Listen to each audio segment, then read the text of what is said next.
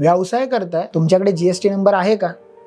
तर GSTच्या प्रोव्हिजनप्रमाणे तुम्हाला जर तुम्ही मॅन्युफॅक्चरर असाल किंवा ट्रेडर असाल आणि एखाद्या प्रोडक्टमध्ये डील करताय, तर तुम्हाला 40 लाखापर्यंत GSTची गरज लागत नाही. त्याचप्रमाणे तुम्ही जर सर्व्हिस सेक्टरमध्ये असाल तर तुम्हाला 20 लाखापर्यंत GST नंबर घ्यायची गरज लागत नाही. पण बरेच वेळेला असं होतं की बरेच जण हे GST नंबर काढतात आणि मग त्यांना इंडिव्हिज्युअल कस्टमरकडूनही GST अमाऊंट ही चार्ज करावी लागते. जसं जर एक उदाहरण बघायला गेलं, एखादा पेंटर आहे, त्यांनी एखाद्याच्या इंडिव्हिज्युअल व्यक्तीच्या घराचं काम घेतलं आणि जर त्या पेंटरकडे जर GST नंबर असेल तर त्याला त्या इंडिव्हिज्युअल व्यक्तीकडून सुद्धा GST चार्ज करावी लागते. मग अशा वेळेला प्रश्न येतो की GST नंबर हा कंपल्सरी आहे का? प्रत्येक उद्योजकाला GST नंबर घेणं गरजेचंच आहे का? तर असं नाही.